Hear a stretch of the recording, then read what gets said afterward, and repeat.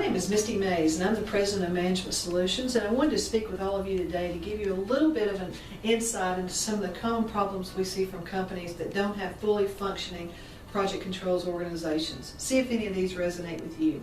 First and foremost, we consistently see legacy cost systems that have no real seamless integration into the project scheduling software tool. Worse yet, organizations will have totally separate cost and schedule departments that don't lend themselves to easily getting data compiled so that they can do earned value metrics or earned value management. Another issue we see is that we have lots of businesses that will call and they won that first large major contract, and they have little to no scheduling expertise in-house. And we all know the importance of that initial baseline submittal and the criticality for the project success tied to that. Another issue is that the PMs are just stretched way too thin.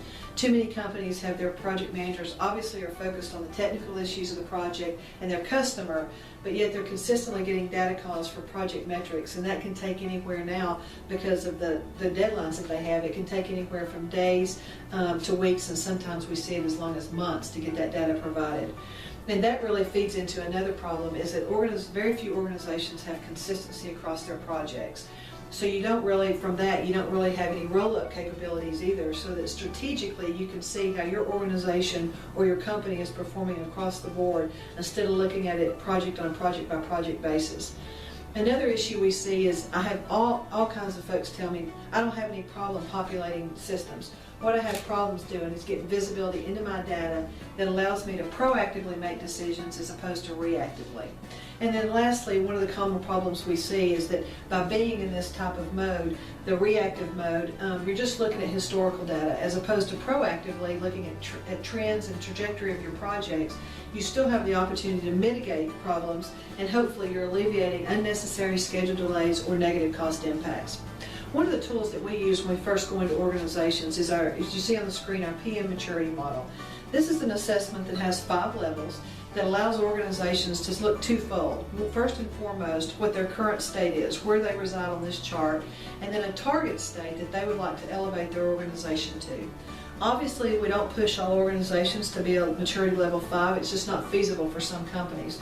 But on the other hand, we also don't really advocate companies staying down at the ad hoc level. We like to move them somewhere in the middle of the maturity level so that they've got a fully functioning organization. Another tool we use that I touched on earlier was relative to the visibility into the data. And if you look on the screen now, you can see one of our dashboards that we use is broken into 6 quadrants that quickly gives visibility into the health of the projects.